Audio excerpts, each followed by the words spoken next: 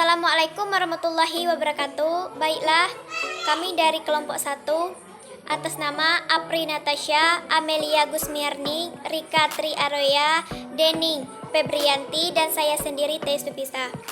Di sini kami akan menjelaskan materi dasar anak usia dini dari kelompok 2 yang berjudul Sejarah PAUD di Dunia dan Sejarah PAUD di Indonesia. A. Pengertian PAUD. Pendidikan anak usia dini PAUD adalah jenjang pendidikan sebelum jenjang pendidikan dasar, yang merupakan suatu upaya pembinaan yang ditunjukkan bagi anak sejak lahir sampai dengan usia 6 tahun, yang dilakukan melalui pemberian rangsangan pendidikan untuk membantu pertumbuhan perkembangan jasmani dan rohani, agar anak memiliki kesiapan dalam memasuki pendidikan lebih lanjut yang diselenggarakan pada jalur formal dan non-formal. Ada 2 tujuan diselenggarakannya pendidikan anak usia dini, yaitu 1. Tujuan utama untuk membentuk anak Indonesia yang berkualitas. 2. Tujuan penyerta untuk membantu penyiapan anak mencapai kesiapan belajar akademik di sekolah. Baiklah, itulah penyampaian materi. Baiklah, saya akan menjelaskan tentang sejarah PAUD di dunia. Yang pertama yaitu abad ke-18. Istilah dengan kindergarten atau taman kanak-kanak baru dipakai Froebel tahun 1837. Pemikiran untuk mendirikan sekolah khusus bagi anak-anak telah ada jauh sebelum itu. Adapun beberapa tokoh penting yang menyumbang pendapat tentang pendidikan anak usia dini, yaitu yang pertama adalah Johann Comenius pada tahun 1592 sampai 1670. Ia menginginkan agar semua anak mendapat kesempatan belajar di sekolah.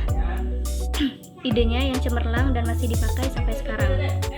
Kemudian Charles Darwin, yaitu pada tahun 1959, menulis buku tentang The Origin of Species, di mana ia menyatakan bahwa setiap individu yang adaptif akan survive atau tetap hidup dan melanjutkan keturunannya. Kemudian menurut Jean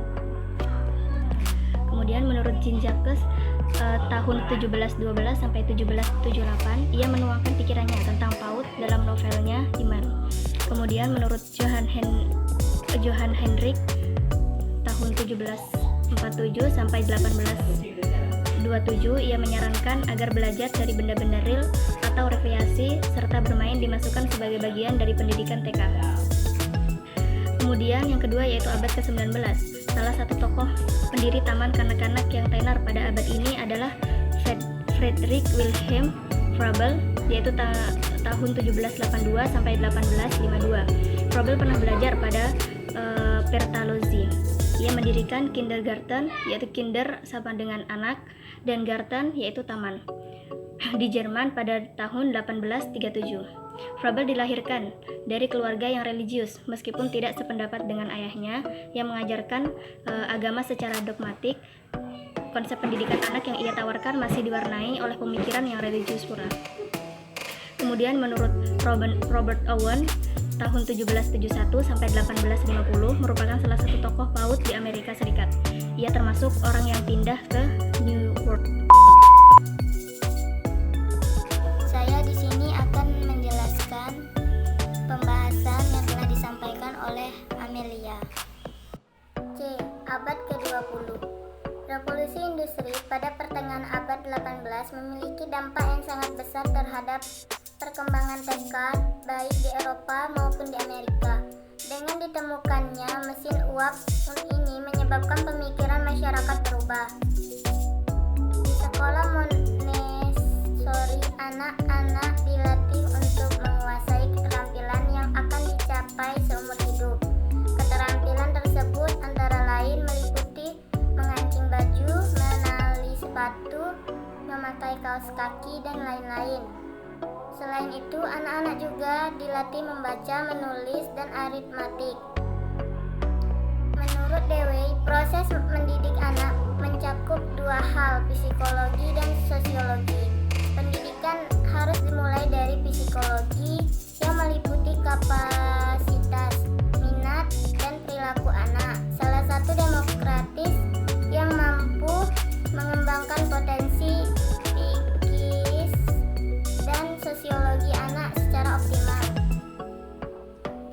ini muncul pula tokoh pendidikan yang pemikirannya sangat berpengaruh terhadap perkembangan TK. Mengembangkan teori perkembangan anak baik aspek intelektual maupun aspek moral. Sekian, terima kasih.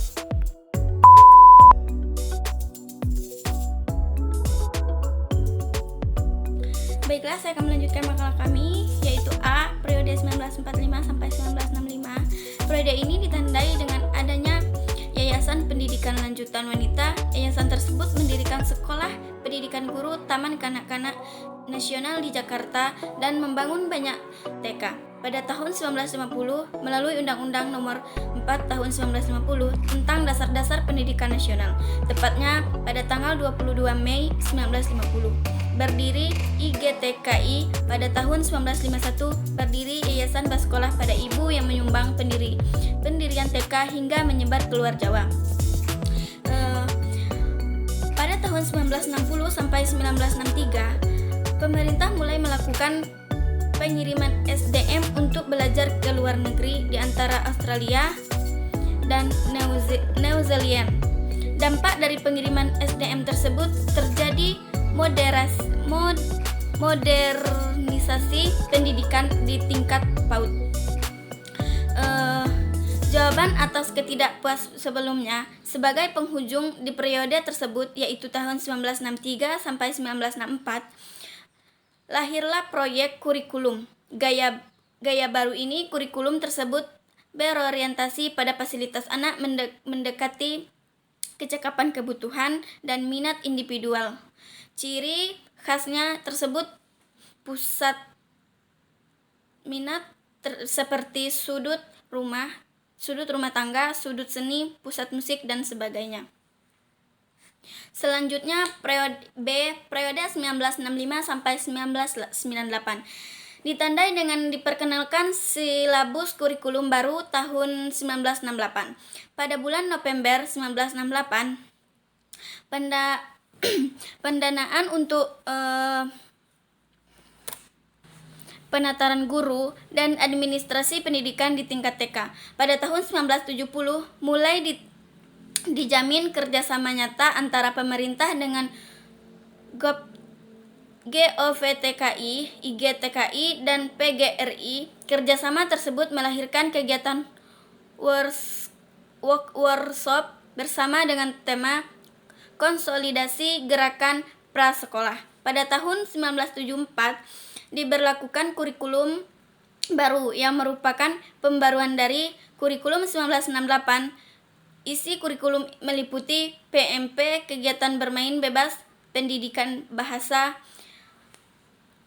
PLH, pendidikan olahraga, pendidikan dan pemeliharaan kesehatan, serta pendidikan skolastik. Pada tahun 1984 diberlakukan kurikulum baru dengan isi kurikulum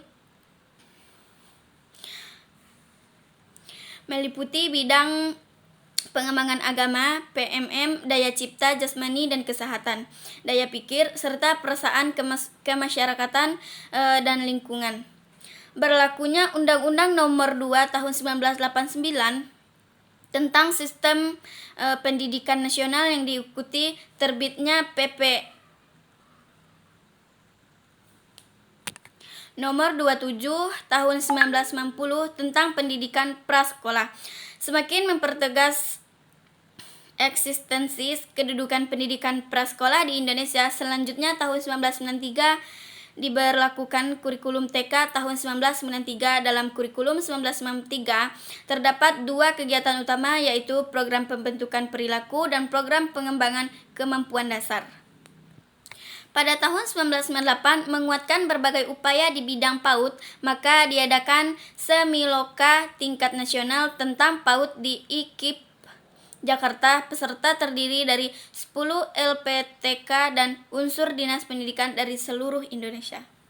Sekian, terima kasih. Assalamualaikum warahmatullahi wabarakatuh.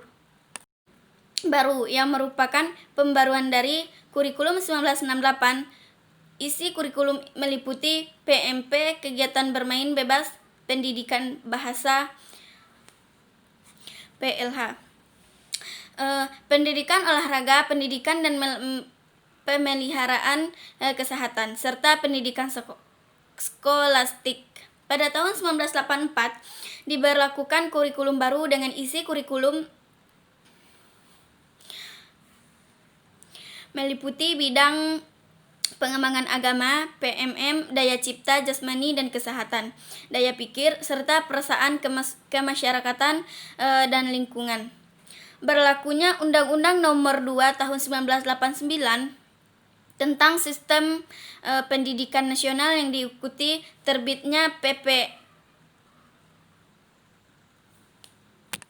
Nomor 27 Tahun 1990 tentang Pendidikan Prasekolah, semakin mempertegas eksistensi kedudukan pendidikan prasekolah di Indonesia. Selanjutnya tahun 1993 diberlakukan kurikulum TK tahun 1993. Dalam kurikulum 1993 terdapat dua kegiatan utama, yaitu program pembentukan perilaku dan program pengembangan kemampuan dasar.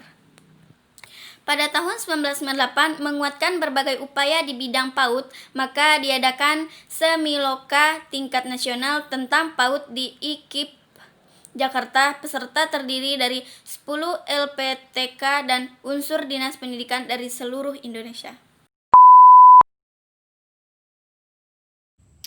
C. Periode 1998 sampai 2003 ditandai dengan otonomi daerah yang berpengaruh terhadap tata kelola penanganan PAUD di pusat maupun di daerah. Pada periode ini pemerintah mulai mendukung perkembangannya PAUD jalur pendidikan non-formal dalam bentuk kelompok bermain, taman penitipan anak, dan satuan PAUD sejenis dalam bentuk pengintegrasian layanan PAUD dengan posyandu. Pada tahun 2002 terbentuk konsorsium PAUD yang membantu pemerintah dalam merumuskan kebijakan. Pada bulan Februari 2002 terbentuk forum PADU atau PAUD jenjang S1 di beberapa perguruan tinggi. D. Periode 2003 sampai 2009. Periode ini ditandai dengan keluarnya UU Nomor 20 Tahun 2003 tentang Sistem Pendidikan Nasional yang merupakan jawaban atas tuntutan reformasi dalam semua aspek kehidupan. Pada tahun 2003 diselenggarakan seminar dan laka karya nasional di IKIP Bandung. Pada tahun 2005 berdiri organisasi profesi Himpunan Pendidikan Tenaga Pendidikan PAUD Indonesia atau Himapaudi. Pada tahun 2004 sampai 2009 program PAUD menjadi salah satu dari 10 prioritas Devliknas hingga PAUD menjadi salah satu program pendidikan Indonesia. E. Periode 2010 sampai sekarang.